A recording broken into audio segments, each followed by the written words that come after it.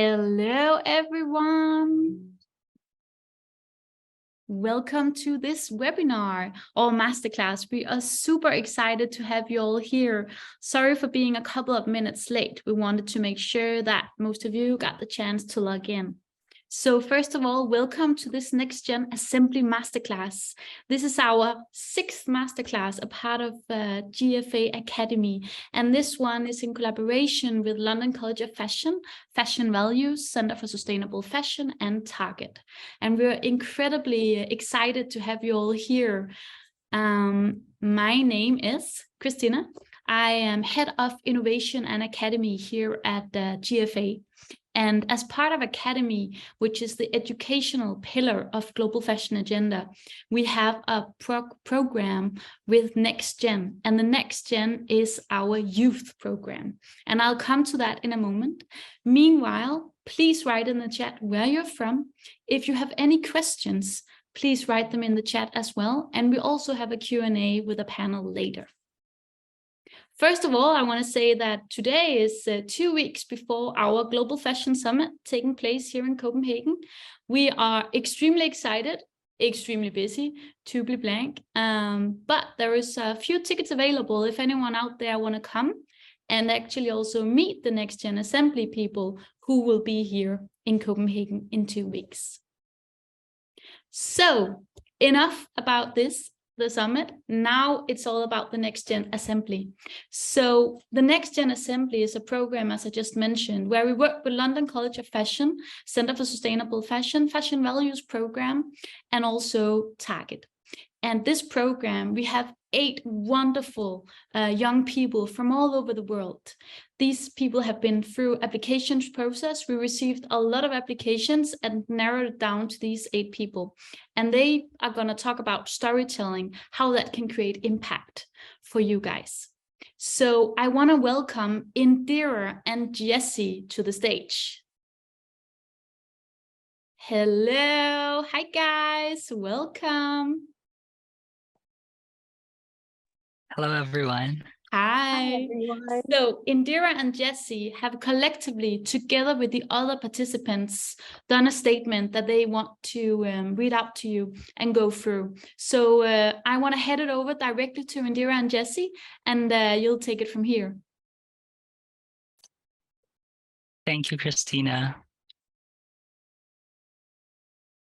Good day, everyone. My name is Jesse, and it is my pleasure to represent my fellows in introducing the Next Gen Assembly. To answer the question, who is the Next Gen Assembly, we reflected on what it means to be a change maker these days. It's quite a big word, and it sounds like a lot of responsibility, but let's go through that one by one. Next, please. Collectively, we explore the foundations of our identity in 3 parts.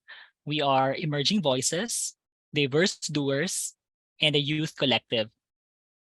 The Next Gen Assembly is a vessel of emerging voices across the fashion system that explores solutions to contribute to sustainability challenges. The Assembly is an instrument that enables conversations from the youth about the future of fashion and sustainability. As diverse doers, the Next Gen Assembly also celebrates diversity and is represented by youths from all over the world. We share varied abilities in an effort to work on a common goal of driving fashion to be more sustainable and inclusive. We also think of our identity as a youth collective to set an open environment for the many youths to access knowledge and share experiences.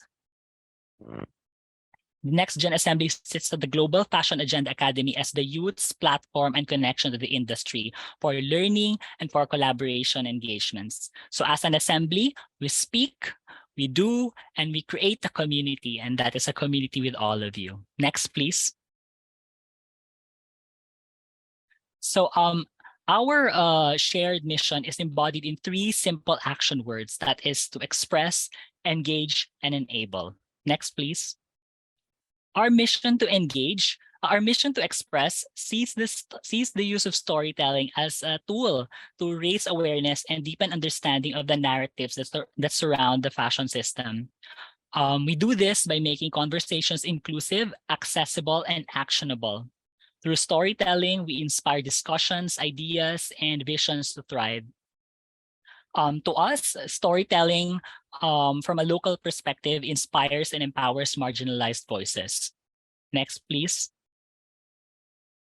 Our mission to engage visualizes interactions with fashion system stakeholders, leaders, and policymakers.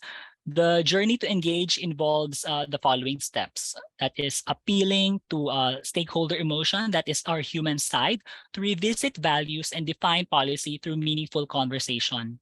Engaging is also reevaluating practices and models for us to ask, what worked, what didn't, and is there an alternative? This mission also identifies barriers that prevent us from the transition to circular systems. This is rooted in decolonizing fashion that is breaking away from the exploitative production systems that make waste and ignore communities and makers. Instead, we want to highlight success stories in small dynamic models.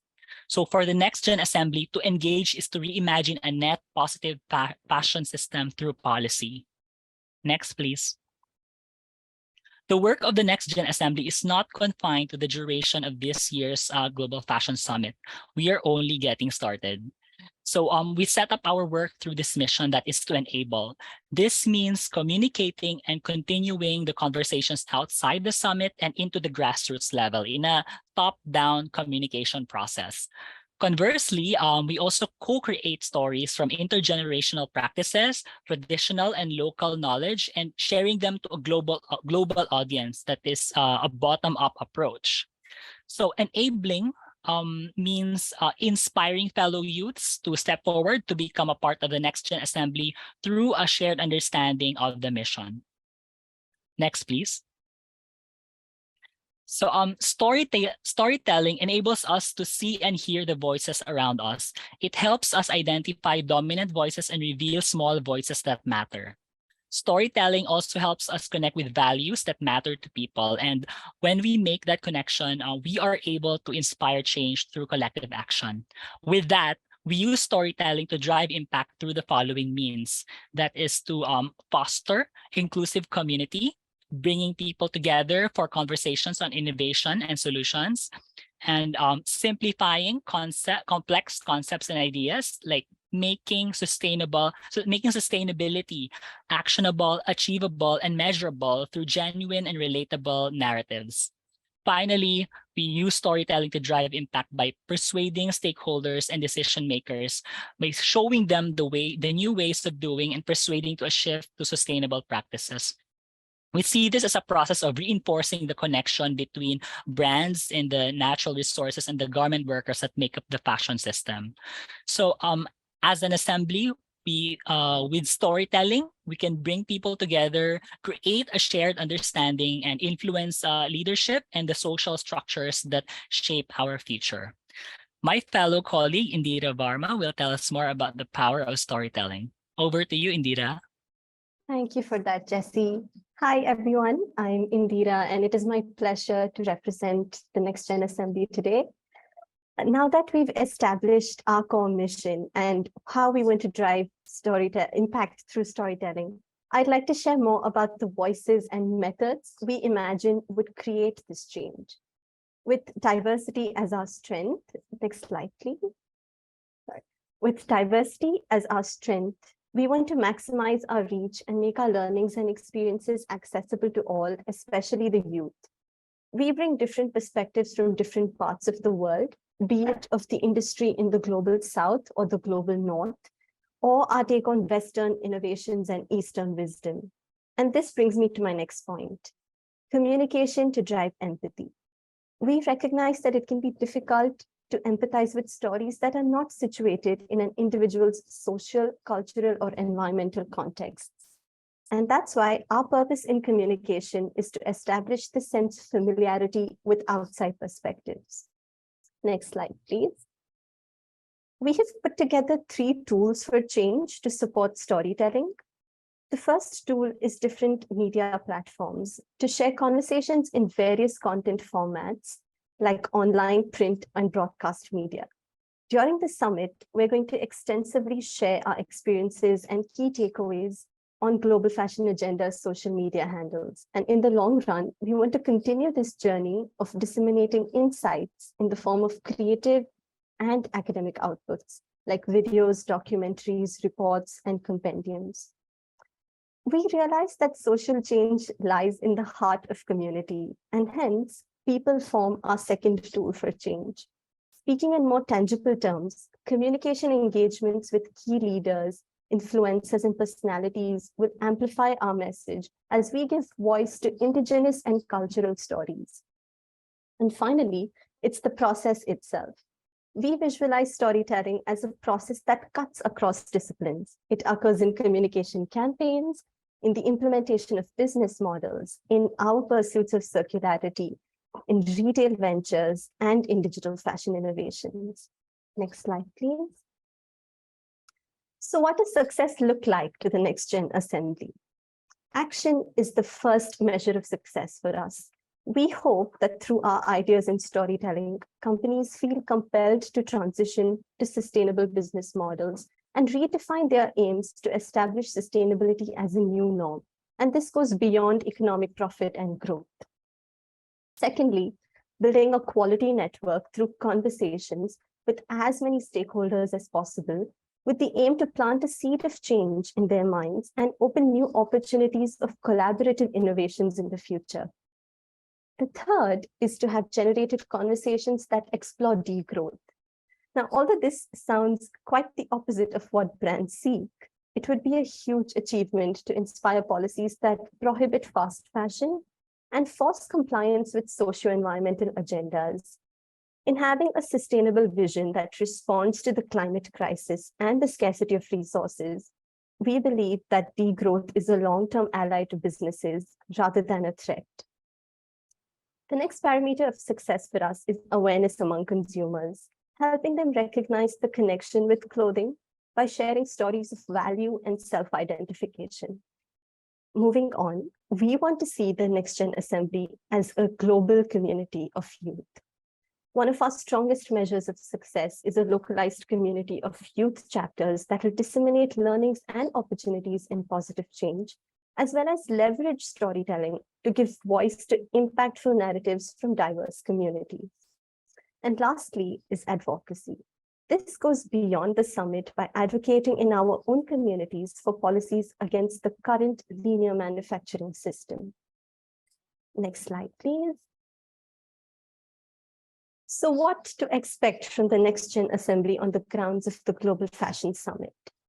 We, as a collective of emerging youth voices from around the globe, represent our hopes for the future of the fashion industry, and we will be pushing for 3 aims.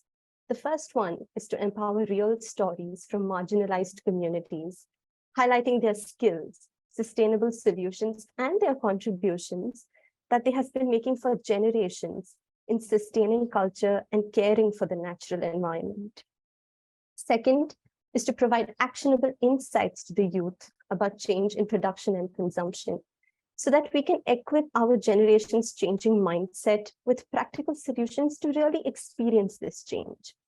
And lastly, we will be emphasizing on a radical and imperative balance in businesses between people, the planet, and profits. So as you can see, our values align with the theme of the Global Fashion Summit this year, which is ambition to action. And we want to enable the transition of the fashion industry into a net positive one. So please do watch out for the stories that we are going to give voice to as a collective of change makers, and see you at the summit in Copenhagen. Thank you and have a wonderful rest of the evening. Thank you so much, Indira and Jesse. I feel like clapping at you. You know, the work you guys have been doing collectively with all these other members is amazing, and we can't wait to have you at the summit and really showcase the rest of the industry, what you guys are capable of, and what the industry needs. So thank you so much, guys. So now I'd like to invite Aditi Mayer, who is the Next Gen Assembly Ambassador for this year, who we're really proud to have. So Aditi, please, you know, after we have heard this next gen, what they mean in terms of storytelling. Can you say, why is storytelling important in capturing people's attention and creating emotional connections with your message? So based on what you just heard, please enlighten me, and welcome. And well, thank you so much. Hi, everyone. Thank you so much for having me. I'm so honored to be the ambassador for this amazing program this year. Jesse and Indra, you did an amazing job of communicating some key themes. And there's two themes that I would say stuck out to me. One is the importance of diversity, and the other is the importance of youth perspectives. If there's one takeaway we have from today, I hope it's that we see diversity not only as a cosmetic tool to appear more inclusive, but quite literally a modality to present more solutions. Because when we widen the scope of who participates in this movement of fashion, it brings solution as well, from a variety of lived experiences, cultural knowledge backgrounds across the globe. And in this way, diversity becomes a tool for climate resilience and climate action. Within this dynamic, youth perspectives are key as well. We need more and more individuals that can reject the dominant fashion system that we have today and seeing this dominant fashion system as our only option.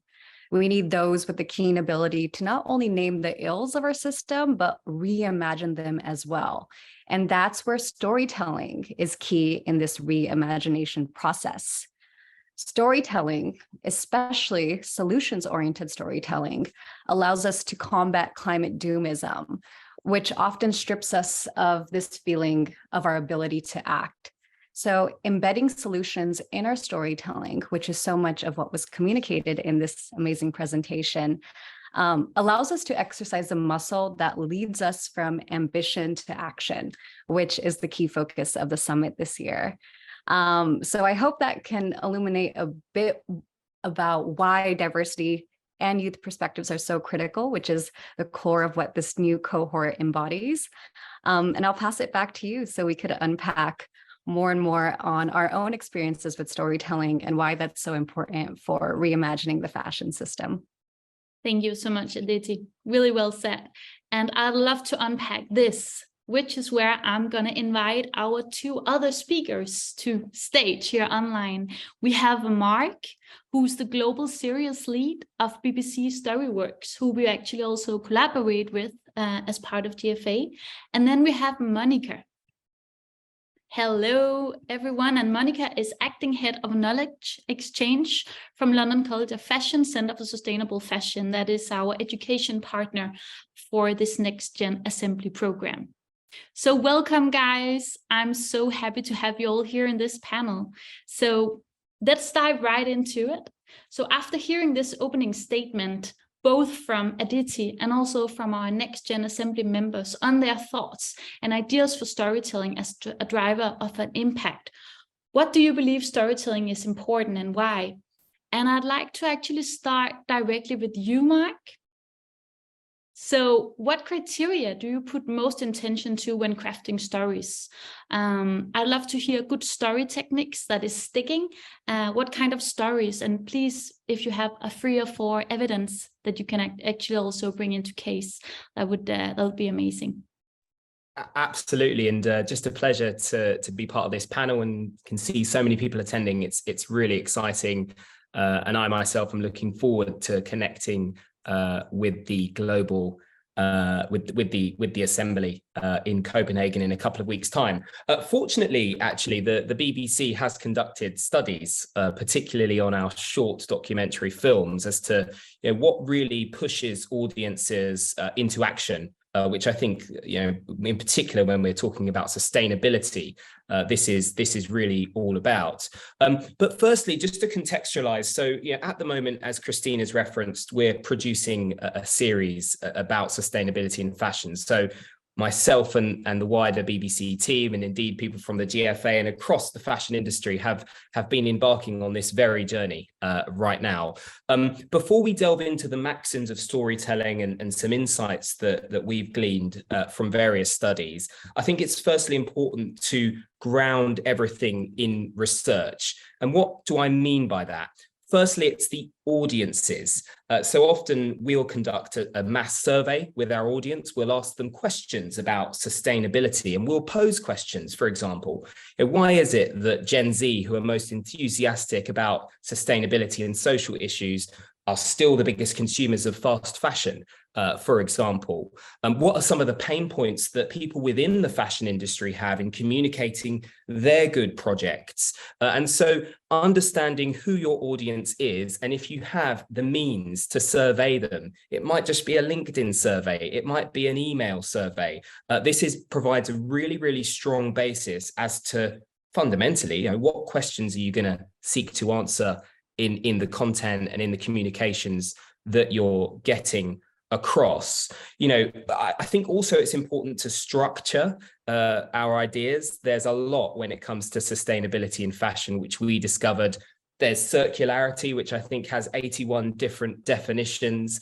There's resource stewardship. We're talking about energy. We're talking about water. There's a whole range of social, cultural issues as well. There's issues around transparency and traceability too. So I think just whittling down what you're looking for through these surveys.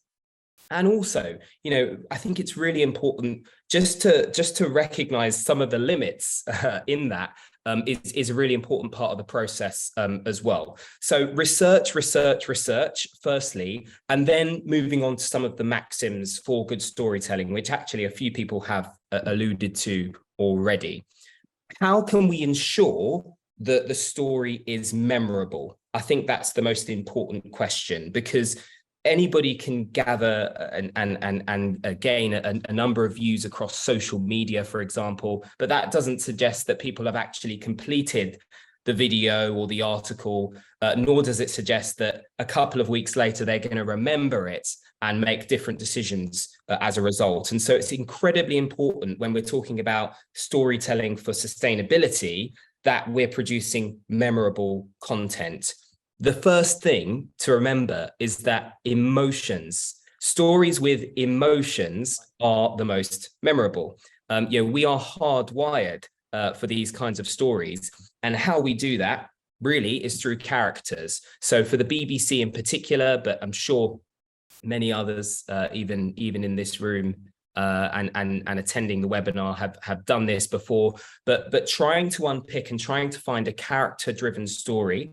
And what that means is if you're producing a 5-minute documentary film, for example, who is that protagonist? What is their story? Ideally, they're a beneficiary of said sustainable initiative or project.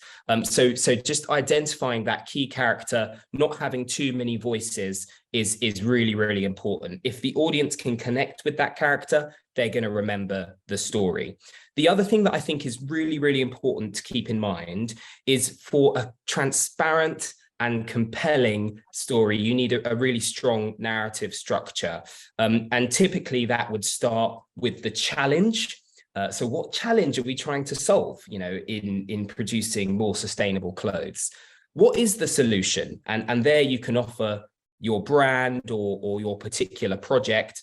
What are some of the challenges that still persist? This is a really, really important point. There is no silver bullet. So if we're going to offer a solution, we can't pretend that it's going to solve all the issues. And I think particularly younger audiences are far more clued up and will do their own research and will, I think, buy into a more authentic story that is, honest and transparent about what limitations still persist.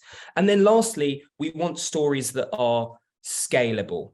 And by that, we mean if you've come up with a particular solution in a particular context, how can it be scaled or applied in other contexts for other people to adopt? So it's a narrative structure that's quite similar to the hero's journey, which you've probably heard about before, but it's just one that is very candid about the challenges, but optimistic about the future as well. So those are a couple of the maxims that we look for. Our research study, we actually ran a fashion insights study with BBC audiences, which we'll make available to Christina, which can be shared with all of you, so you can glean some of those insights yourself. But hopefully that's useful as a couple of insights. Thank you so much, Mark. I think, you work so much with documentaries, so there is so many strings attached to, for instance, what Aditi does, where she mostly works on the social media. So just to connect the line with that, Aditi, what storytelling work have you been most proud of, and why? And obviously connected to the sustainable fashion. And after that, we'll go into what Mark just talked about in terms of actually taking all these methods into how we can use that to concrete actions and get people to actually change something. But Aditi, I'd like to just hear a couple of words to what you're most proud of. Yeah, I think my origins in the space of sustainable fashion was from a lens of human rights. My work began in the wake of Rana Plaza, a huge factory collapse in Bangladesh that marked a key moment, I think, in our fashion history, our contemporary fashion history. And one of the dominant narratives we saw in the wake of Rana Plaza was buying our way into a new reality.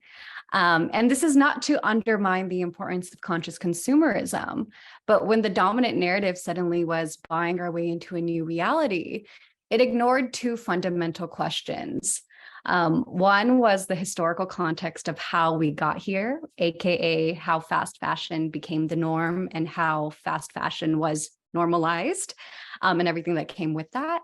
And two was the question of how do we address the beast of fast fashion while also finding a new reality.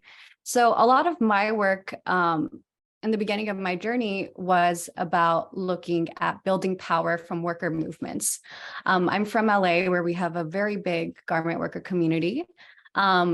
And a lot of the stories that I was documenting at that time, whether it was on social or traditional publications, was about the resistance of garment workers. And I think this was important for a few different reasons. One, again, it was highlighting the resistance rather than the understanding that we had at this time that garment workers are an exploited group within the fashion model. But what does it look like to center a key group within the fashion system and their solutions within this dynamic? And I think that was really important, and also reorienting the role of the consumer. No longer was there only available action was to buy into a new reality, but it was also to see themselves as citizens. And so that unlocked so many conversations around policy change, supporting grassroots movements and what that looked like. And that leads us into a whole new territory of unpacking the power dynamics of the industry. So I think that was a really amazing experience in seeing what a successful worker movement looked like in practice, and how storytellers, consumers, citizens, whatever you want to call it, could help progress that narrative. More recently, my work has been about the work of reimagination, as I mentioned. Yes, we know the ills of the dominant model. What do we do about it? So my own theory of change is that it doesn't require that we start completely from scratch, but rather following the leads of cultures that have embodied sustainability, whether that's through place-based solutions, native ecologies, small batch productions that honor local craft, a lot of the things that Jesse and Indra had mentioned in their introduction, which is really exciting to see that those are the stories they're going to be focusing on. So I spent last year in India, and I was documenting sustainable fashion solutions through the lens of knowledges that already exist, whether it's farmers that are trying to revive certain regenerative practices tied to native ecologies, artisans that are looking to preserve certain crafts that are inherently sustainable by virtue of its connection to the land. And I think this is a really important exercise in, again, solutions-oriented journalism. So those are the types of stories you'll see coming from my end in the months to come. And I would say the last dimension that I'm very interested in is creators and storytellers. So I've spoken a little bit about, the trifecta of consumers, workers, and the industry. But I think there's a really interesting moment happening right now where social media, creators, storytellers online are so critical in the fashion landscape, because social media in many ways has been one of the biggest drivers of fast fashion. social media has normalized a consumption culture that is so fast. It's trend-based. You constantly want to be a part of this, changing cycle. So I have been writing about this idea of de-influencing that we've seen grow in popularity, which is the idea that creators online are now telling consumers that, no, you don't need to buy XYZ to be cool or to be a part of the trends. Let's actually embody personal style. Let's challenge disposability culture. And I think this phenomenon of de-influencing marks a shift in our culture where criticisms of overconsumption are entering the cultural zeitgeist beyond our sustainability circles. So yeah, those are a few examples of the types of stories that I have told that I think have been very exciting for me. And I'll drop links to everything from the garment workers, my work in India, to de-influencing more recently.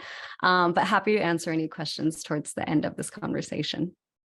Thanks, Aditi. Thank you so much. And please do. And also audience out there, if you have any questions, you can write directly to our panelists in the Q&A.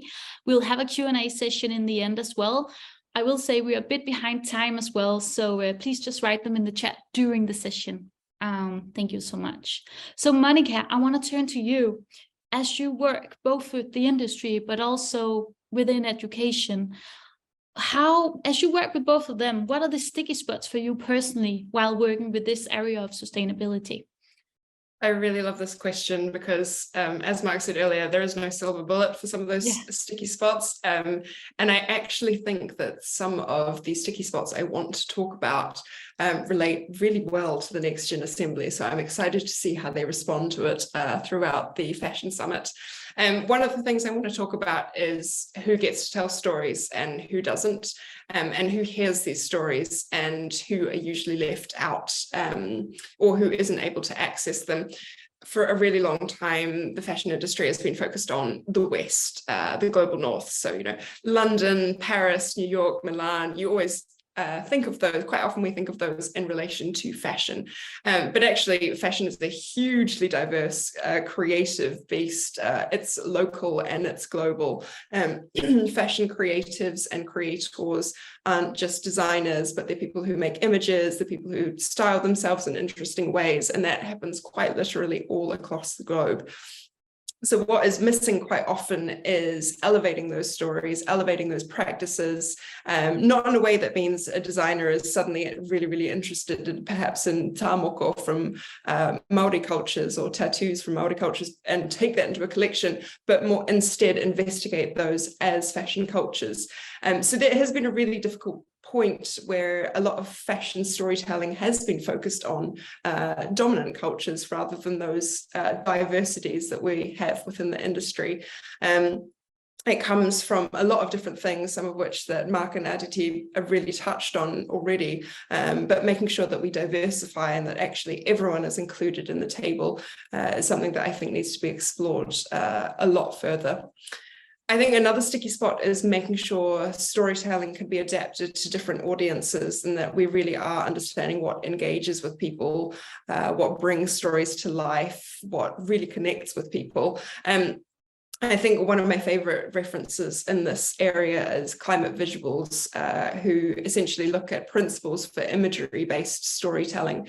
So they really advise things like showing real people, telling new stories, showing climate change causes at scale, showing really powerful emotional impacts, understanding your audience, showing local impacts. There are really key things that we need to be thinking about when we tell these stories, and quite often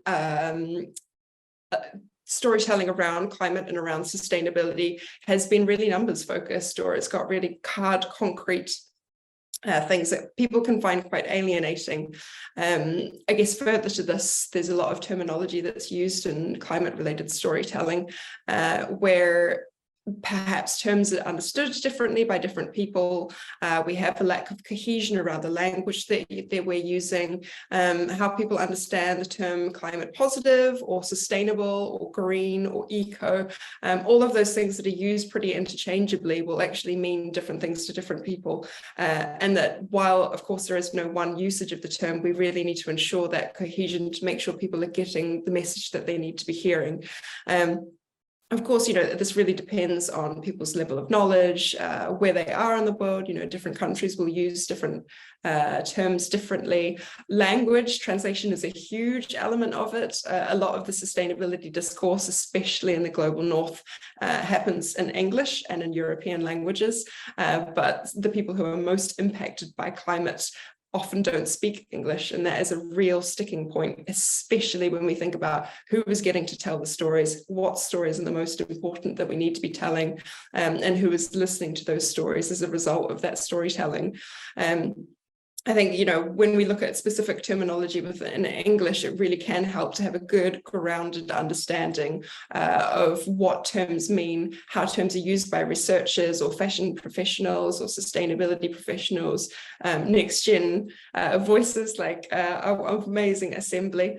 In fact, one of our projects at the Centre specifically looked at this. We worked with Condé Nast to develop a sustainable fashion glossary to try and help align some of those terms and create cohesion across the industry. And again, I can pop a link to that in the chat.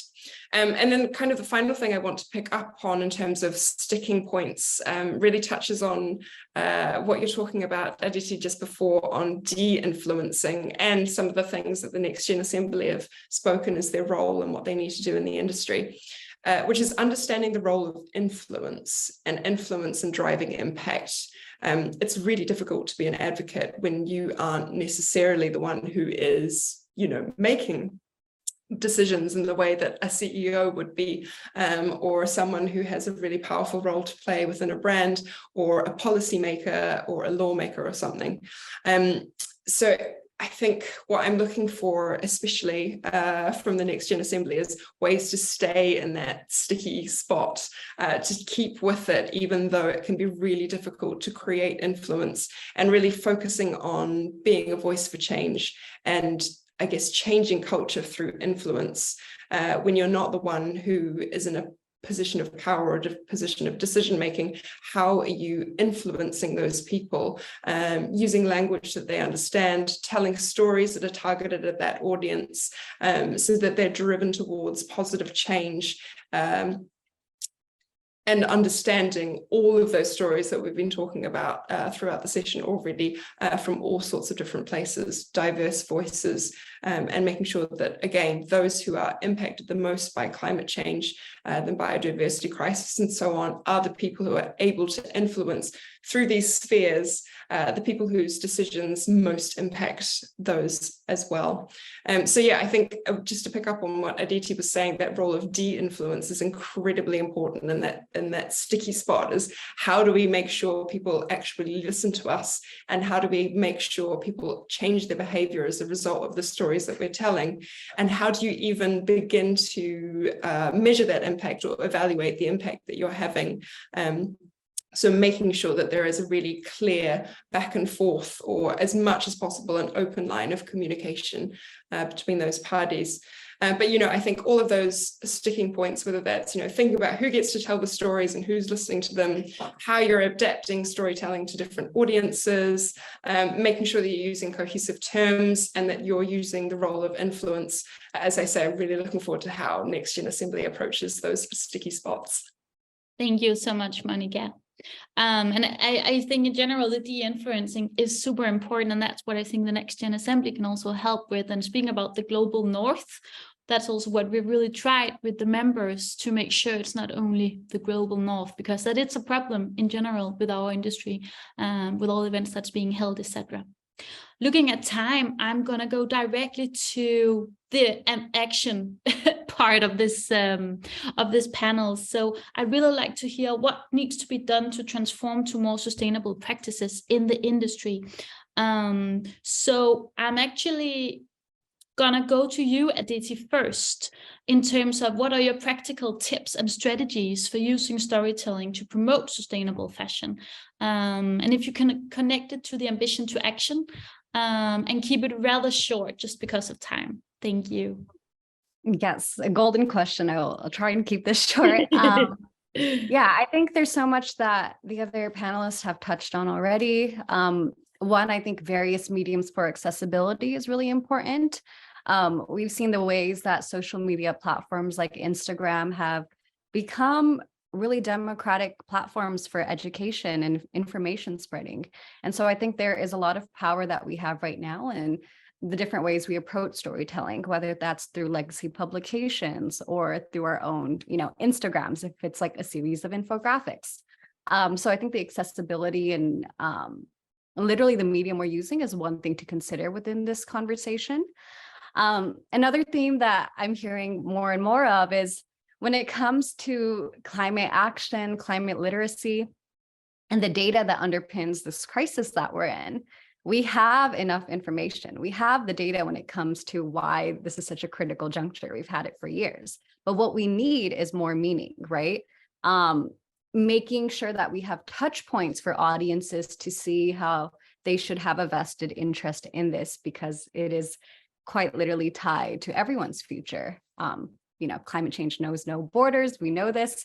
So I think different touch points are so important. And this is where fashion can enter the conversation. The way I like to personally approach it is fashion is my Trojan horse to unpack conversations that span cultural identity. And I think that can speak to folks in a more targeted, specific way. Through this medium, we're able to talk about not just products, but the stories that underpin them from emotional and cultural significance. When it comes to the influencing space, I think there is an amazing opportunity to challenge deficit or scarcity marketing. So much of the fashion edifice has been buy this so you feel accepted, or you absolutely need this season. Even the language we use is really interesting to unpack in the traditional fashion marketing paradigm. And so I think there's a whole space to carve out of personhood beyond consumption, but using fashion as a space to really drive home the connections between fashion and agriculture and therefore the land, fashion and labor and therefore the makers behind the things we consume, and how fashion, when done right, can actually be a very symbiotic relationship between land and labor. And so I think that goes back to solution-oriented storytelling. Fashion is one of the biggest drivers of culture and therefore storytelling, and the dominant fashion system has a huge crisis of storytelling because it's underpinned by so many,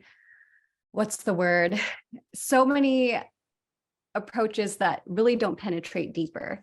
If we think about what the project of fast fashion has been, it's been a project of alienation from the makers who make our products, alienation on why we consume the things we do. At this point, it's more so trends and arbitrary ideas of fitting in rather than personal style. And sustainable fashion, therefore, I think could be not only about sustainable fabrics or things like that, but challenging the entire edifice of why we consume the way we do. So in the interest of time, I think that's a really important reframing, right? Sustainability and sustainable fashion allows us to challenge the whole narrative that has surrounded fashion. And if we can center people on that planet in that process, fashion can then become this very inviting gateway for folks to understand climate action. And I hope that is the approach that people kind of take with fashion in this very critical juncture that we're at. Thank you, Aditi. I hope so too. And I really think that this also always connects back to the emotional part of it, which is where fashion connects with most of us when we understand that. I want to go quickly to you, Monica, before heading back to you, Mark. Monica, you're able, as Aditi just said, there is a lot of data out there. We all know what needs to happen, which is also why the summit now is ambition to action. We had all the data before and all the commitments, etc., but now it's the action-oriented part we are getting at. But Monica, really short, what are the industry gaps and what should storytellers contribute with to reach this? Really, and again, a really good question. And again, I want to lead off from what Aditi has been saying, that fashion and fast fashion has been around alienation. So now we need stories that are fulfilling, that are beautiful, that remind us of why we wear fashion and engage with it, is because we love it.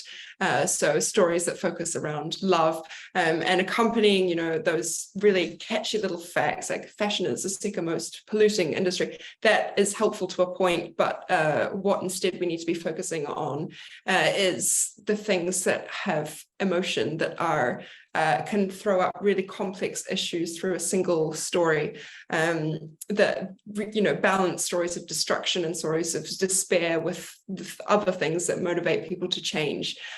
So, you know, for me personally, I'm motivated by guilt a lot, but for others that will be for hope, for anger, for fairness, for injustice. Essentially what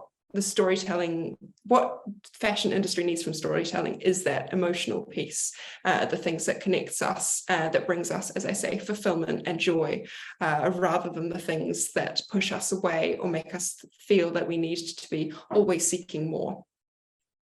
Thank you, Monica. Definitely. And this is also what we can see with the BBC documentaries, with all the explainers, the designer challenges, the different projects that we do as well. It is actually the guilt blaming that makes people attach, and what hurts the most. That's what we react on. We are human beings. We are so sensitive. We react on other people, how they feel. Mark, we just touched upon this, or Aditi did. Can you just really briefly talk about the role of different storytelling mediums as well connected to this, how it should transform to more sustainable practices? I can. I just want to pick up on something that Aditi mentioned as well, Monica's reference there, because I think it's really, really important, and it's about staying informed and also applying lateral thinking to fashion. And Aditi was right to say that this is more than fashion. Really, you know, it's really important that we unpack this, because, you know, there'll be people attending this webinar, or people who are interested in the fashion industry who might not necessarily be a textile designer or a filmmaker. But in my own investigations, and I'm sure, you know, others as well, we've found that actually there are engineers that are driving the change forward. There are activists, and there are water experts that need to be brought in as well. And I just think this is really, really important for us to apply that kind of lateral thinking. And then that you know, changes in terms of the storytelling mediums that we might be looking at. To kind of reverse engineer your question, it is all about the audiences, because we're competing for attention all the time. Believe it or not, even the BBC has that challenge. And, you know, depending on who your audience is and where they are, different kinds of content is going to work. But it is also really important to mention and to note that depending on what you're trying to achieve, so is your story trying to activate people in an emotional sense? Is it a case study? Is it something that people might already know about, but you want to push them into action? And if it is, then you might want to go for your more emotive, you know, character-led story. That, you know, the people who already know about all the stats and figures about climate change, but aren't making a different decision as a result, they might need to be pushed emotionally. We have also found, however, that if you're trying to unpack quite a difficult concept, for example, a global supply chain, you know, the journey of a garment, that might not be done so well with an emotive character-led story, because you'll need hundreds and hundreds of different people, you know, on camera to achieve that. And generally, the more characters you introduce on camera, the more the audience switches off the film. So you might want to look towards an animation or infographics or an article, something that's easier to digest and easier for people to move in and out of. Look, there are so many mediums. There are podcasts. More and more people are listening to audio. But the most important thing is just to reverse engineer that question and think, who am I trying to talk to? What audience am I trying to reach? And where do they spend their most time? So that's how I would answer that question in a very roundabout way. Thank you so much. And Mark, maybe just one more question for you, actually. For everything you have done with BBC, do you have any concrete example of where you can see that it actually changed something in the fashion industry? Well, the series isn't out yet, Christina, so hopefully we will inspire some change. But definitely we have insights and examples from previous projects. For example, I'll just give you one example in the energy sector. We produced a series called Humanizing Energy, and there the challenge was very much, you know, people are using energy all the time. They're hearing about the energy transition. It's something that's almost happening to them. You know, designed by policymakers and big companies further afield. And therefore, there's a lot of confusion. There's a lot of not in my backyardism when it comes to wind turbines, for example, and solar panels. What we found very simply was where we presented, we run these studies at BBC Studios called Science of Engagement Studies, where we'll have a group of people coming in to watch the film, a group of people who won't watch the film, and we'll ask them a series of explicit and implicit questions afterwards to see if we've changed their opinion at all. What we found very simply is that the emotional story that showcased an authentic beneficiary of an energy program changed people's minds as to whether they would be happy to then see a wind turbine or some kind of solar panel in their backyard. So, you know, it's a very fundamental lesson. Once again, it's the emotional story that pushes people to action. How that then translates into policy or other things is a deeper question, probably not one I should answer. But it works every time. Thank you so much. I'm going to go directly to the questions as we have only 6 minutes left. So we have received a couple of questions, and I also personally have a lot of different questions for you that I would love for you to answer. We could keep talking about this forever, but let's go to it. All right, Aditi, how do higher prices for sustainable clothing factor into accessibility? Do you think there's any ways to make sustainable fashion more affordable? I know it's a bit of a broad question, but if you can summarize it, would be great. Yeah, I mean, it's a really good question. And I think when we frame sustainable consumption through the lens of buying new or buying from sustainable designers, the truth is that is going to be a higher price point. But I think that's why it's so important to expand what it means to consume or not consume more sustainably. By not consume more sustainably, I mean consuming less altogether, buying secondhand, engaging in alternative economies like swapping and things like that. So as far as the higher price point, are there ways? Oh, sorry, the question has disappeared. It was, how do we make clothing more affordable? Sorry, yes. Affordable. Yeah, I think the first thing to address is, under our current dominant fashion system, there is a lot of artificial price points when it comes to how we view the price of a t-shirt, for instance, that doesn't truly take into account the labor that has gone into it, or the resources of the land. So a t-shirt at the end of the day being £5, $5 is a bit of an artificial price point in the terms of what actually went into it. But at the same time, we need more conversations about accessibility in this movement. I think if we fixate on the price point of new items with sustainable processes, it's a bit of a bottleneck approach of the true systemic overhauls we need. I think this conversation goes in tandem with conversations around wealth inequality and how folks that come from lower income backgrounds often are living sustainable lifestyles by virtue of economic necessity, frugality, cultural norms, many of the times. But the narrative, again, that we hear is, if you want to be sustainable, you have to buy X, Y, Z. And I think that's the fundamental thing that we need to shift, especially for the purposes of this conversation, which is the stories we tell and the stories we consume. So I hope that helps, but I am not a designer who can speak to the intricacies of pricing in the same way. But I hope that helps answer the question.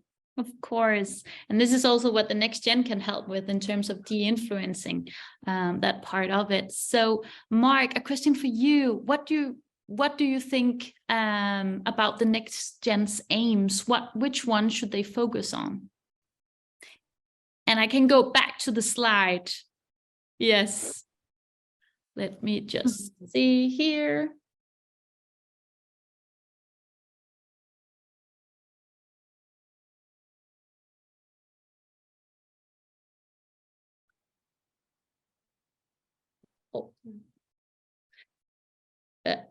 Oh, you know what? Let's keep it to. It was all the way back, wasn't it? It was if we go to I think it was one of the end slides. Aditi might be. Here we go. Yes. Would we call these the aims? Exactly.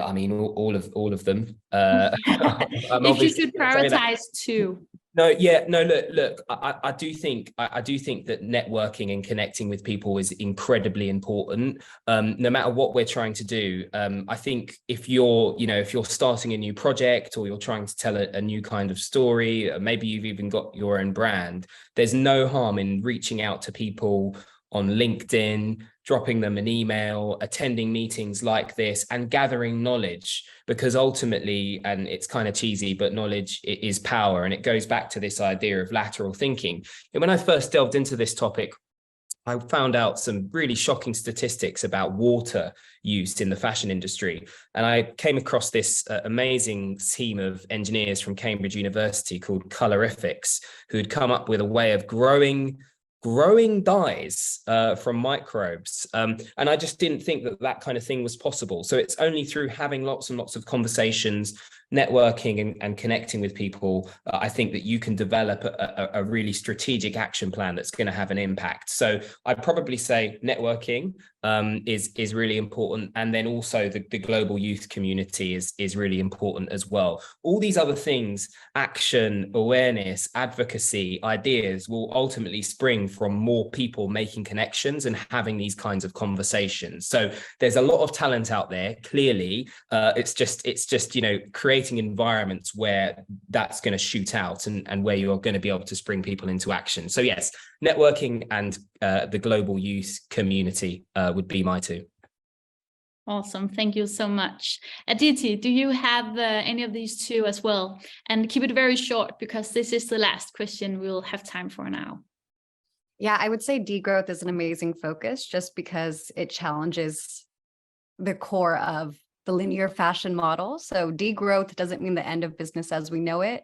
It means alternative business models that incorporate circularity and longevity. And I think that can answer another question I see in the chat about how if brands actually lead with shifting consumer behavior through offering things like take back programs, repair programs, that's going to be critical in reorienting the culture we have around consumption. Thank you so much. This is all the time we had. And I really thank you guys for joining. I think wrapping this up, there were so many parameters that we could look at. I think, again, the emotional contact is what I know will always stick with me for changing something, changing behaviors, changing what you like to do and the things and the way we do it. So I want to thank you guys. And I really want to thank you, Indira and Jesse, and the Next Gen participants as well. Hey, guys. So thank you so much, everyone. I hope to see you at the summit. All the speakers here will be there. As we just talked about, it is connecting with people. Don't hesitate to reach out, not to any of us or not to any from at the panelists. So have a wonderful evening or the rest of your day. And this masterclass is recorded and will be available online from tomorrow. Thank you so much, guys. Cheers. Thanks, Christina. Thank you. Bye. Thank you, everyone. Bye, everybody. Bye. Yeah.